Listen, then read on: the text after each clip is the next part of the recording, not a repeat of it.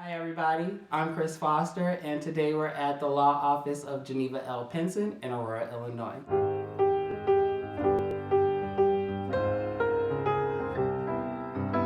Where did you go to school? Um, I went to Aurora University for undergrad, and then I went to graduate school and got a master's degree at the University of Illinois in Springfield, and I went to law school at Loyola University Chicago. I've known since I was a senior in high school that I wanted to be a lawyer. So I went all through college until maybe the last semester of my senior year thinking, I want to be a lawyer and I'm going to law school. And then the last semester of my senior year in college, I started thinking, well, maybe not. Maybe I want to do other things. And I wasn't sure about what I wanted to do. And that's why I went to graduate school.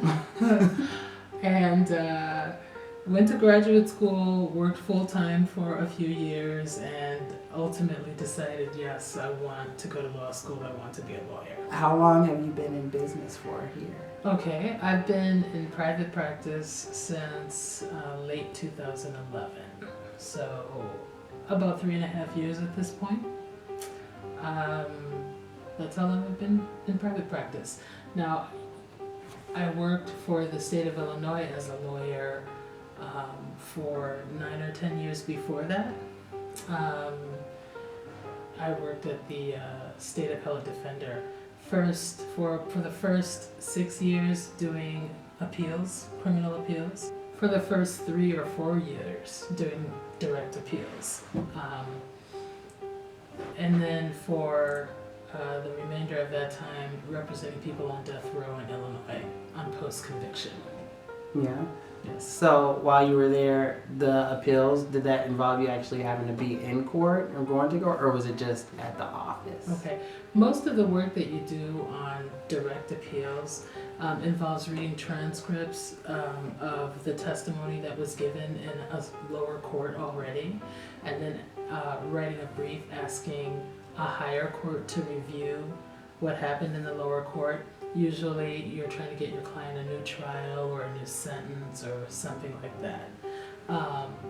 Post-conviction work, on the other hand, involves a lot more time in court, a lot more investigation, a lot more interviewing witnesses, just a lot more hands-on work.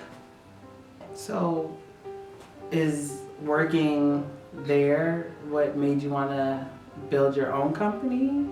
Well, I was doing post-conviction in death penalty cases, and I don't know, during my last 2 years there, I thought that the agency I was working for is not where I wanted to work for the rest of my legal career.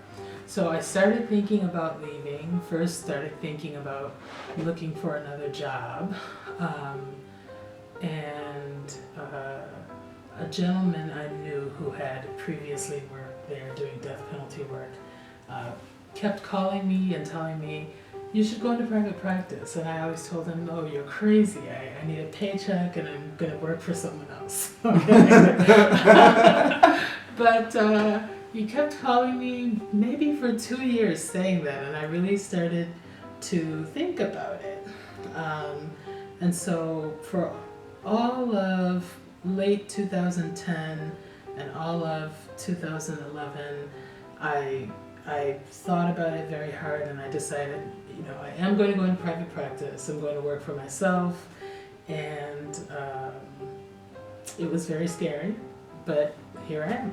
When you used to work at your company, that was in Chicago, and now you're in Aurora. Does that help your business, or does it generate different type of traffic? Like, how does that benefit you? It's funny. When I first started thinking about where to open my practice, I had worked in Chicago for all those years, but I lived in Aurora for most of my life. Yeah. So I know so many people in Aurora. I thought, I'm going to open a practice in Aurora. I know so many people there, and that'll be the best way for me to get business because I know so many people and people will come to me. So that's what I thought, and I opened my office out here in Aurora. But it turns out that most of my cases still come from referrals from other lawyers in Chicago. So I find myself with an office here in Aurora, but with a lot of cases in Cook County still. Yeah. But I do also have some cases out here closer to Aurora in Kane County and Kendall County. What determines success? Like, when did you get to the point where you were like, oh, I'm very successful, or considered yourself to be successful? Well, I'm not at that point yet. Mm-hmm.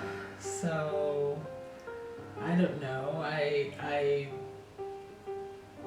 It's even hard for me to say what success is because what is success? To me, it's not just, making a lot of money. That's not success to me because if you make a lot of money and you're unhappy and you never see your family, that's not success in my view. But I'm still, I've had a good career so far. I've been happy with it. It's progressing, but I'm not at that point where I think, oh yes, I'm a success. I don't know if I'll ever be at that point. No. Because no, I don't. I think in life, if you don't keep learning and growing, then it's not good. So I'm still striving for success. So within like the next 5 to 10 years, where do you see yourself in? Where do you see yourself in the company, or does it grow? Does it go? Do you go open up more places or somewhere else? In the next 5 to 10 years, in the nearer future, I hope to just hire some support people. I don't have a full-time secretary right now, for example. Mm-hmm. I'd love to hire a full-time secretary, so that's one of the first things I'd like to do. In terms of having other lawyers work here with me, it's something that when I first started practicing on my own, I thought, I'll never hire another lawyer, just because, But I do think that if I met someone who, or I also thought, I don't know if I'll ever be partners with another lawyer. But now I do think if I met someone who, I got along with well, and our work styles were complementing each other, then I would work with another lawyer. So in the next 5 or 10 years, that could happen. Yeah. I don't plan on opening another location. No. No. I guess I may move to another location. But many do. But I may move to. I definitely will move to another location. But I don't see myself opening a bunch of different offices. Well, thank you guys for watching. That's all I have for you guys today, and I will see you guys next time.